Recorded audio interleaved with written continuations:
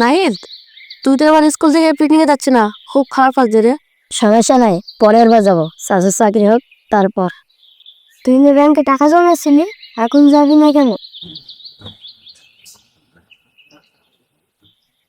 আসসালামু আলাইকুম স্যার। ওয়ালাইকুম আসসালাম রহমতুল্লাহ। কি অবস্থা সিয়াম? নাহিদের মন খারাপ কেন? স্যার, কালকে নাহিদ পিকনিকে যেতে পারবে না, কারণ তার টাকা রেডি নয়। এজন্যই নাহিদের মন খারাপ। সমস্যা নাই, আমরা সবাই যাচ্ছি, তুমিও যাবা। তোমার যাওয়ার ব্যবস্থা আমি করছি, ঠিক আছে নাহিদ? কিন্তু কিভাবে স্যার? রাসেলের বাবা অগ্রিম টাকা জমা দিয়েছিল, কিন্তু হঠাৎ রাসেল অসুস্থ হয়ে গেছে। এই জন্য আমরা মনে করছি রাসেলের পরিবর্তে আমরা নাহিদকে নিয়ে যাব। ঠিক আছে নাহিদ, তুমি রেডি থাকো। তুই যে ব্যাংকে টাকা জমাচ্ছিলি, সেটার কি হলো?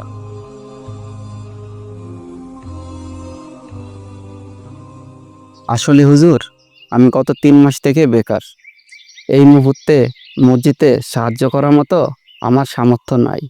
যদি আপনি সামনে আচ্ছা আচ্ছা, সমস্যা নেই ভাই, আপনার সামর্থ্য হলেই আপনি দেন। আল্লাহ আপনার রিজিকে বারাকা দান করুক, আমিন। আপনি সামনে মাসে দিয়েন ভাই। আচ্ছা হুজুর।